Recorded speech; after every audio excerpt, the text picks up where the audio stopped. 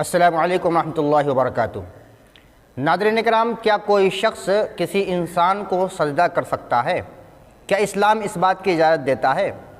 تو اس کا جواب یہ ہے کہ اسلام کے اندر صرف اور صرف رکوع، سجدہ اور تعظیم کے طور پر ہاتھ باندھ کر کھڑے ہونا، یہ صرف اور صرف اللہ تبارک و تعالیٰ کے لیے ہے۔ اسلام یہ سکھاتا ہے کہ صرف اللہ کی عبادت کی جائے۔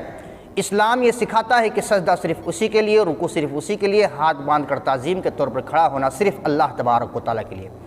اگر یہ چیزیں کسی اور کے لیے ہوں، اللہ تعالیٰ کے علاوہ کسی انسان کے لیے ہوں، کسی پتھر، کسی شجر و حجر کے لیے ہو، تو وہی چیز شرک کہلاتا ہے۔ آئیے دیکھتے ہیں اللہ تبارک و تعالیٰ فرماتا ہے سورہ حج کی آیت کریمہ، آیت نمبر 77 ہے، یا ایھا الذین آمنوا ارکعوا واسجدوا واعبدوا ربکم، اے ایمان والو اللہ کے لیے سجدہ کرو، اللہ کے لیے رکوع کرو اور اللہ تبارک و تعالیٰ ہی کی عبادت کرو۔ یعنی سجدہ کرنا تو صرف اللہ کے لیے، رکوع کرنا تو صرف اللہ کے لیے، اور عبادتیں ساری کی ساری عبادتیں صرف اللہ تبارک و تعالیٰ کے لیے کرنی ہے۔ اسی طرح اللہ تبارک و تعالیٰ سورہ نجم کے آیت نمبر 62 کے اندر فَاسْجُدُوا لِلَّهِ وَاعْبُدُوا، اللہ تعالیٰ کے لیے سجدہ کرو اور عبادت اسی کے لیے کرو، یعنی اللہ تبارک و تعالیٰ کے لیے سجدہ اور رکوع اور ساری چیزیں اللہ تبارک و تعالیٰ کے لیے کرنی چاہیے۔ آئیے دیکھتے ہیں کہ کیا کسی قبر کو سجدہ کر سکتے ہیں؟ کیا کسی قبر کو تعظیم کے طور پر سجدہ کرنا، رکوع کرنا، ہاتھ باندھ کر کھڑے ہونا، کیا کسی قبر کے لیے جائز ہے یا نہیں جائز ہے؟ اس کے تعلق سے آئیے دیکھتے ہیں اللہ کے رسول صلی اللہ علیہ وسلم کی حدیث کیا کہتی ہے۔ ابو داؤد شریف کی صحیح حدیث ہے، آپ کے سامنے میں ذکر کرتا ہوں، 2140 نمبر کی حدیث ہے۔ فرماتے ہیں حضرت قیس بن سعد بیان فرماتے ہیں، یہ حیرہ گیا میں تو میں نے دیکھا کہ وہ لوگ اپنے سردار کو سجدہ کرتے ہیں، یعنی حیرہ کے لوگ جو کافر ہیں وہ لوگ اپنے سردار کو سجدہ کرتے ہیں، اپنے بادشاہوں کو سجدہ کرتے ہیں۔ تو میں نے کہا رسول صلی اللہ علیہ وسلم اس بات کے زیادہ حقدار ہیں کہ ان کو سجدہ کیا جائے، یعنی آپ تو امام الانبیاء ہیں، آپ تو امام اعظم ہیں، آپ تو اللہ تبارک و تعالیٰ کے حبیب ہیں، اگر یہ لوگ اپنے بادشاہوں کو، اپنے سرداروں کو سجدہ کرتے ہیں تو ہمیں چاہیے کہ ہم جناب محمد رسول اللہ صلی اللہ علیہ وسلم کو سجدہ کریں۔ یہ آپس میں بات کرتے ہیں۔ اس کے بعد فرماتے ہیں کہ میں نبی صلی اللہ علیہ وسلم کی خدمت میں آیا، حاضر ہوا اور بتایا کہ میں حیرہ گیا تھا تو دیکھا کہ وہ لوگ اپنے سرداروں کو سجدہ کرتے ہیں۔ تو اے نبی صلی اللہ علیہ وسلم، اس بات کے زیادہ حقدار آپ ہیں کہ آپ کے سامنے سجدہ ریز ہو جائیں، آپ زیادہ حق رکھتے ہیں اس بات کے۔ آپ صلی اللہ علیہ وسلم نے فرمایا، ارأیت لو مررت بقبری اکنت تسجد لہ، آپ صلی اللہ علیہ وسلم نے فرمایا بھلا بتاؤ اگر تو میری قبر پر گزرتا تو کیا اسے سجدہ کرتا؟ دیکھیے نبی کریم صلی اللہ علیہ وسلم نے فرمایا کہ اگر میری قبر سے تم گزرتے تو تم کیا سجدہ کرتے؟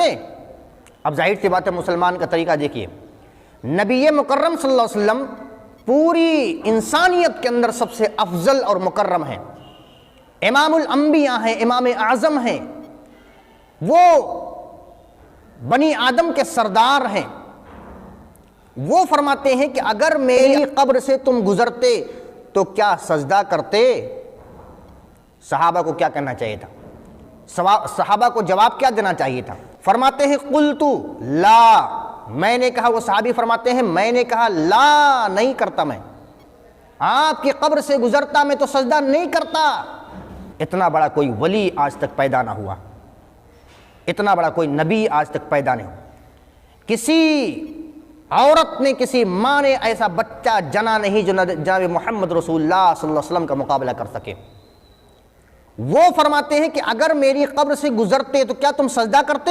صحابی فرماتے ہیں نہیں۔ حدیث غور کیجیے گا، سنن ابو داؤد کی حدیث، حدیث نمبر 2140 نمبر کی صحیح حدیث آپ کے سامنے پیش کر رہا ہوں۔ آپ صلی اللہ علیہ وسلم نے فرمایا تو پھر ایسا نہ کرو، جب تم میرے انتقال کے بعد سجدہ نہیں کرو گے میری قبر کو تو پھر زندے میں بھی سجدہ نہ کرو۔ آپ صلی اللہ علیہ وسلم نے فرمایا فلا تفعلوا، سجدہ نہ کرو زندے میں بھی۔ اور یاد رکھو، اگر کسی کو سجدہ کرنے کا حکم دیتا تو کس کو دیتا؟ لیکن دیتا، اگر دیتا تو، لیکن دیا نہیں۔ فرماتے ہیں کہ اگر میں کسی کو سجدہ کرنے کا کہتا، حکم دیتا تو عورتوں کو حکم دیتا کہ اپنے شوہروں کو سجدہ کریں، کیونکہ اللہ تعالیٰ نے بیوی پر شوہر کا بہت حق رکھا ہے۔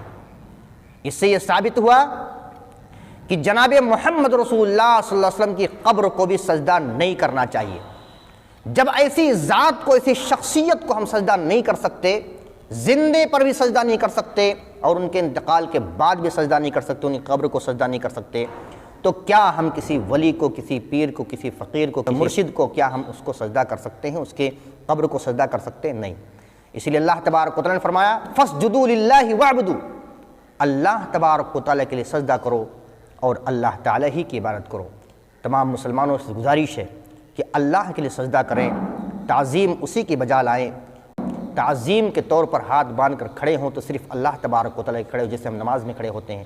اللہ تبارک و تعالیٰ سے دعا ہے کہ اے اللہ تبارک و تعالیٰ ہم تمام مسلمانوں کو توحید کو سمجھنے، اللہ کی وحدانیت کو سمجھنے، اللہ ایک ہے، اس کے علاوہ کوئی معبود نہیں، اس بات کو سمجھنے کی توفیق عطا فرمائے۔ آمین۔ والسلام علیکم ورحمۃ اللہ وبرکاتہ۔